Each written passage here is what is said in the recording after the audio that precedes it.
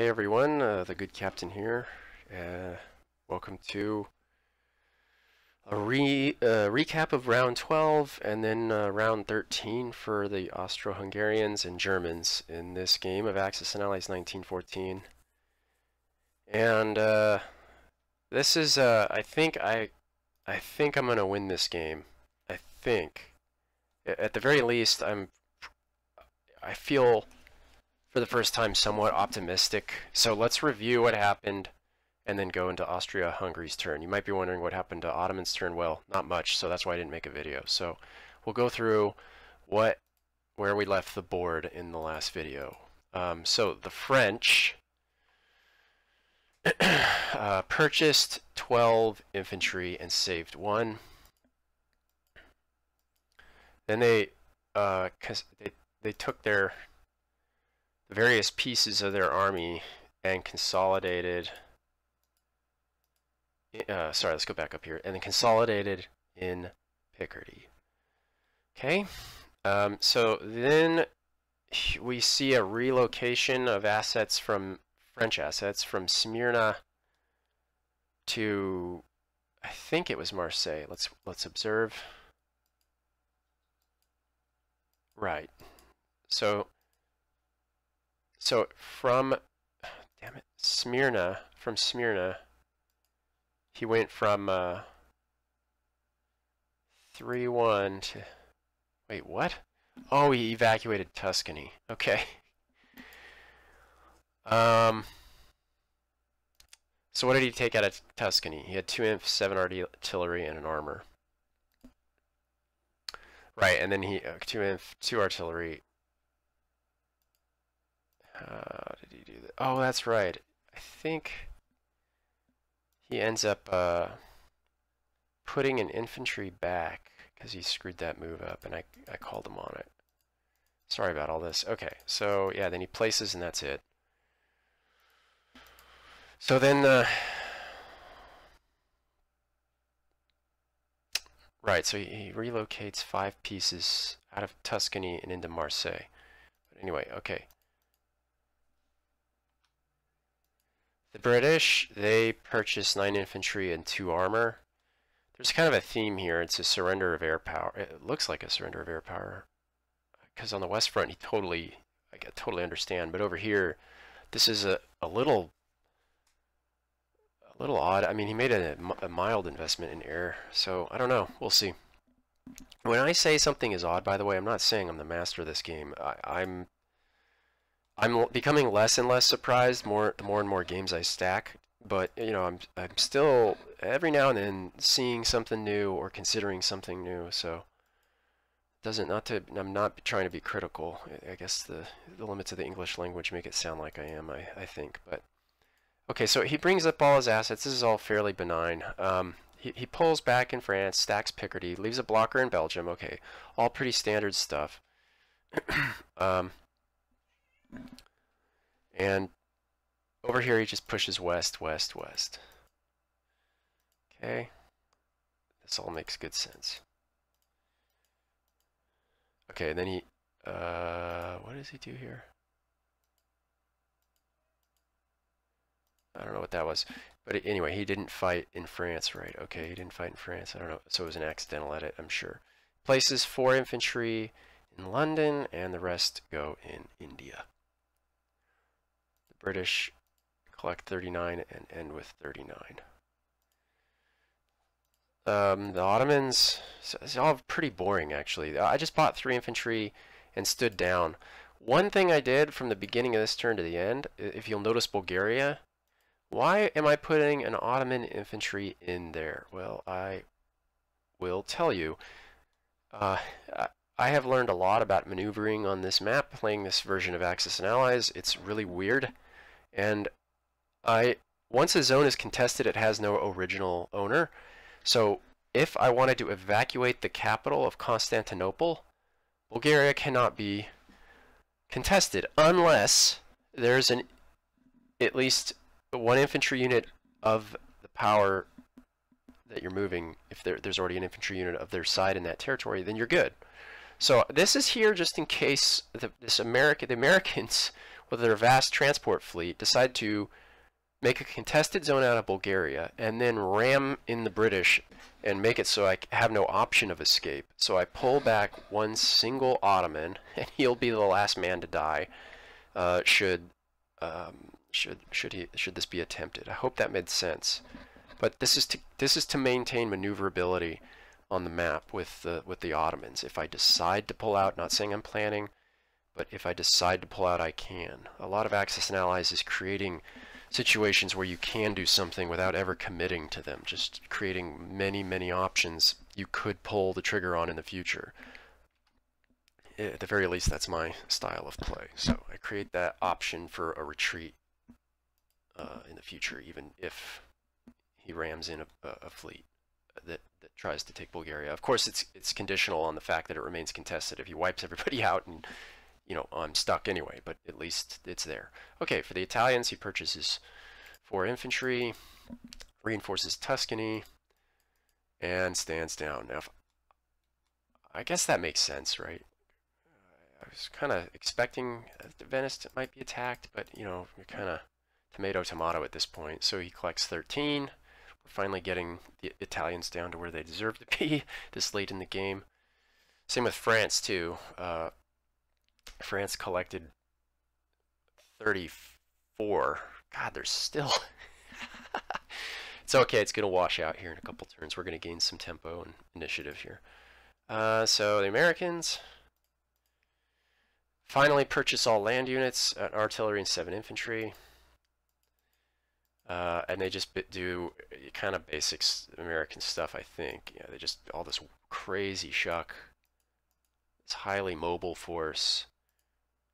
Man, and he reinforces the U.S. again up here in Smyrna. So he's sort of using Tuscany as a way station. And all the Americans that are in Tuscany are sort of transitory, I've noticed.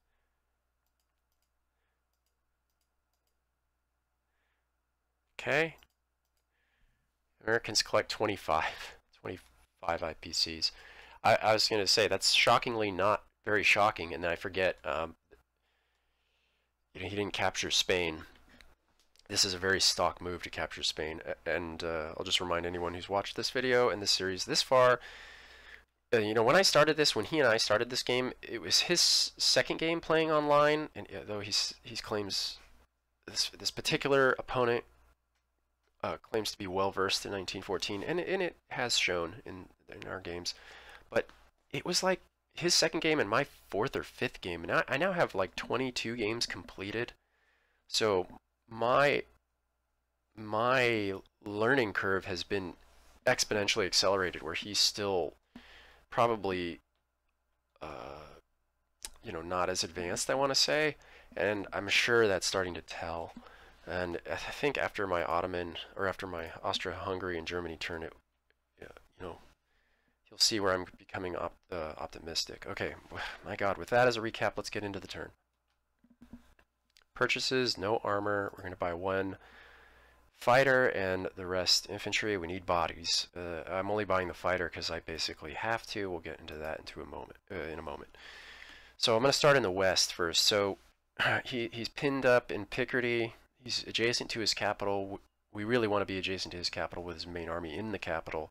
That's when it's going to be, basically wait for a concession. But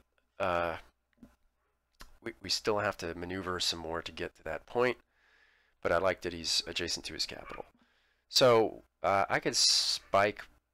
I contemplated sending 2 infantry into Burgundy. I call it spiking the territory. It's just enough that whether I take it or not, he has to send some additional assets in there. More than likely, he has to send additional units in there to clear it. But he has this group now in Marseille, and I am fairly convinced that he is planning on pushing these pieces north, and I think he's going to join his army in Burgundy. So I'm not. Anyway, there's incentive to do it. I'm okay with doing this with Lorraine, though.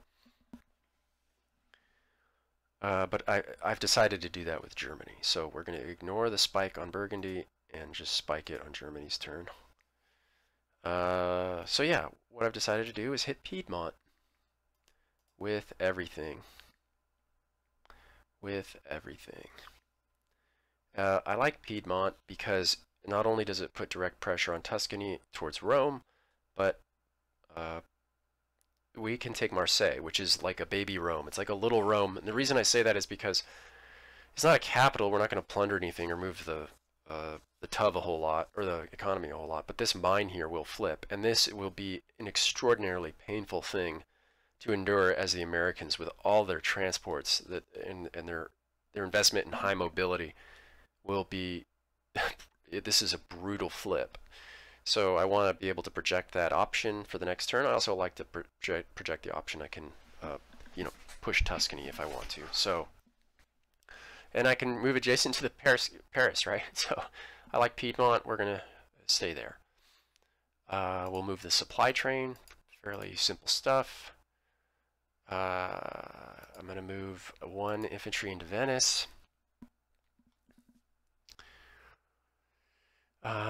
And then I've decided to, I'm going to push an infantry into Serbia, which is going to push into Bulgaria, and then these 5 infantry, which I had already planned to move into Constantinople, So we got a nice little push train going there. I decided I was going to replace both of these in Trieste with the assets in Vienna, and then also move 2 barrels in from Serbia to Trieste. I'm doing that because this is starting to get pretty advanced in terms of my thought process, but I can always move Piedmont and Trieste together in Venice and create like a mega army group, and I'll just put the supply train that I've picked for Tyrol, right? So I can bring in 15, 20, another 5, another 8 here.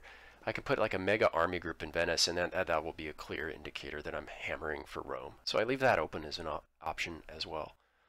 I also like that Trieste is well defended against all these American transports. I'm going to just maintain this weird situation we have in Albania.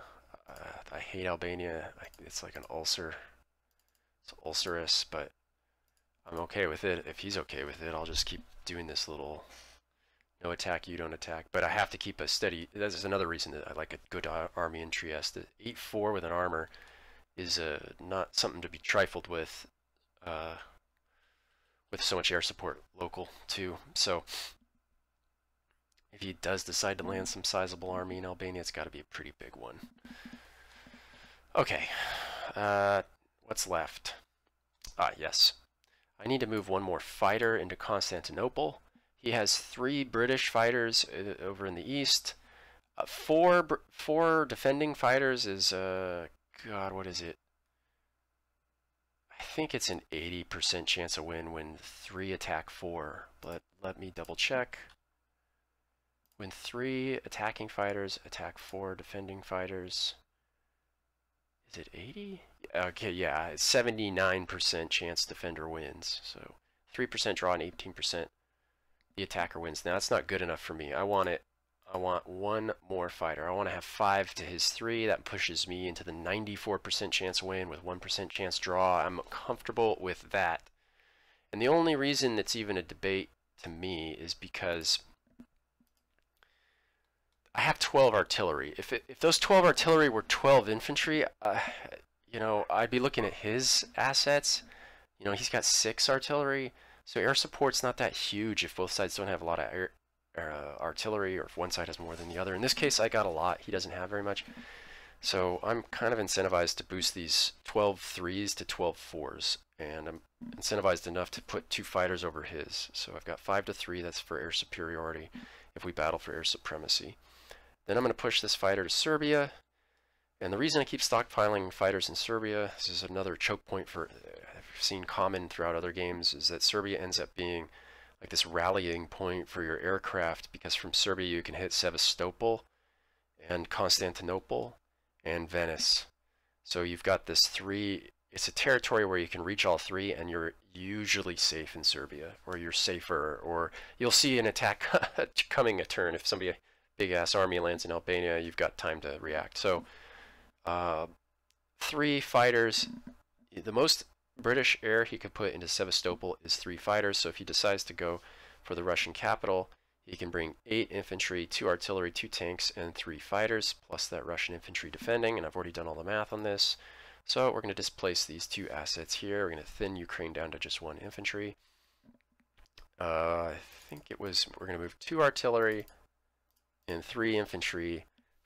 No, 2 infantry. South. So I'm going to put another 5. Maybe we went with that. Let me check my palette. No, it was 13-5, so we'll stick with that. Okay, so 13-5 and a 50-50 air battle. If he moves into Sevastopol with everything he has, this is a pretty good counterattack force. It's like a positive 2 pieces in my direction, even if I don't ever support. So I'm happy with this. That should deter Sevastopol. The reinforcements sent I projected into the next turn to add in the British units coming from Mesopotamia. So we are going to hold in Constantinople. I've already done I've done the battle analysis for what I would do as the UK player is push every bloody piece into Constantinople immediately, right away. Like on his next turn, he should do this. Why? Because you need to nuke the 6 IPCs. You need to keep the Ottomans from putting down those 2 infantry that it produces every turn. Right now, the Ottomans are guaranteed to add in another 3 more, and you want to choke them out. You got to start reducing them. So he would take it on the chin. It's something like a -7 piece loss to his attack, so he'll be thinned out. But the Americans are strong enough here that they could just fall. Wait, how would that work? Yeah, the British go. Oh, I see. The British go, and then he has to endure a potential counterattack by himself. That's interesting. I missed that. I was going to say the Americans just reinforce, and then you've got a block that's an army that's too big inside the capital territory to be attacked. But the British go, and then the Ottomans immediately go. So that's probably why he hasn't done that. Huh. I think I would still do it. I'd have to run the math on it again. I'm not going to. But I'm definitely in a good position down here, and this is what gives me so much optimism. I don't think I've stalled him. He's definitely stalled, and he might be permanently stalled out. I don't know, but this is the germ of my optimism, is gaining so much board control over here in Italy and via Piedmont, and then him stalled out here in Constantinople, and I'm developing my supply train, my supply lines. Come on now. So we send 5 to Galicia, and that's just because you know, I want to get them to Romania, and we're not going to go through Budapest. That doesn't gain us anything. At least in Galicia, they can go into Ukraine if needs be for whatever reason. So it's just closer to more relevant pieces of the map. So that's why we do that. So I'm going to click through just as a matter of good habit. But this is it. So I should have just one battle. It's a stomp battle into Piedmont. We're holding in Albania. I just want to make sure there's no accidents anywhere. And we click done. Germany's turn is going to be really fast. Okay. And just for giggles, let's put the hits on our tank. Tanks plural, sorry. Okay. Okay, so if he attacks now, those will be easy potential casualties to pick. Same with you. Why not? Whoops. What did we do? Okay, change. Come on now. Change unit hit damage. Okay, done. Okay, so that's it. Yeah, we look good.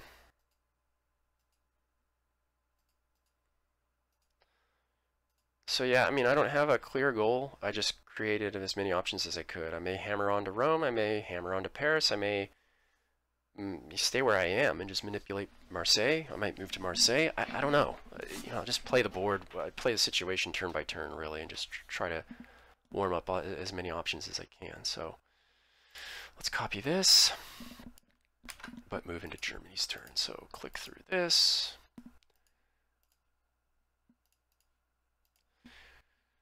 Okay. All right, Germany's turn. After a long decision, I decided to just invest totally in infantry and save 2. There was, you know, we took it hard as Germany earlier, and we lost a lot of infantry we weren't expecting to lose, and we've really got to try to make that up. So first move is I'm going to move a single artillery all the way down into Holland from Karelia. I was going to pull 2, but I don't need a ton of more arty. I've got a lot of arty relative to how much infantry I have. So 4 infantry, 6 arty is what I'm comfortable with up there. The Navy will hold fast. And I don't know, maybe, should I spike Lorraine or not? I don't know. Let me think about it. Yeah, I'm just not, I just really am not going to bother with it. Again, I've taken so many infantry losses in that battle previous that I think a consolidation is in order. So we'll just put a blocker in Alsace and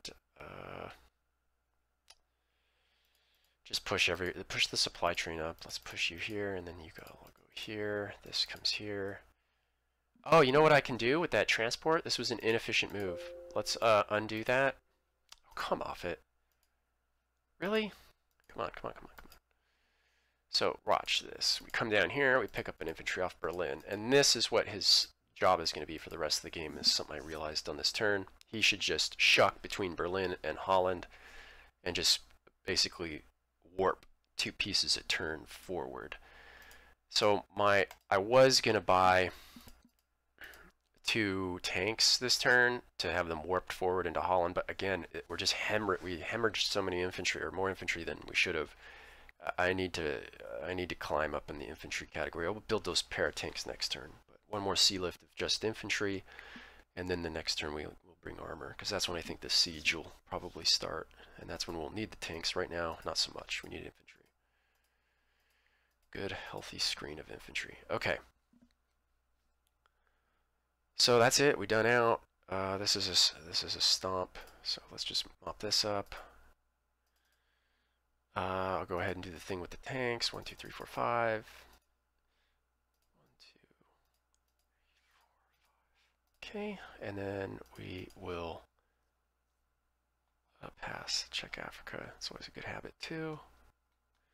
And the Navy just holds. I had really ambitious plans, which I don't think I'm going to do, because this is actually serving a purpose with that transport shuck. But I was thinking of putting this Navy right up here on Scotland and even dropping an infantry in Scotland, and then the Allied Navy would have to, if it wanted to stop me in this breakout to the Atlantic, it would have to attack uphill at a mass disadvantage. The French battleship, that's 3 hits with 2 pieces. I can take 6 hits with 5 pieces. So, and then the British, 5 pieces. Anyway, it would have been wacky and weird.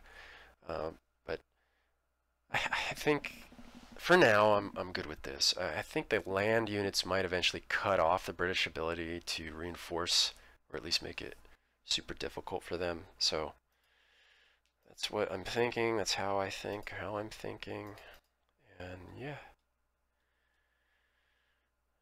I kind of like this transport. I don't know if I'll keep that, but I just like knowing how it works now. Like, I can bring more assets if the Brits go for the northern shoulder here. Like, that's an instant 2-piece reinforcement with battleship support. So that's kind of fun, I thought that its utility would die out, but it still seems to be okay.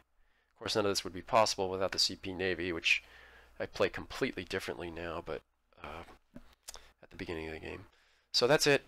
Don't think I have much else to say. I'm just going to be recapping the whole turn. It'll just be Austria, Hungary, Germany, until something happens. And I think this is a turning point. I think this is the beginning of the end. I think the CP might have this game, but we'll see. Okay, thanks for watching this. All the best. Goodbye.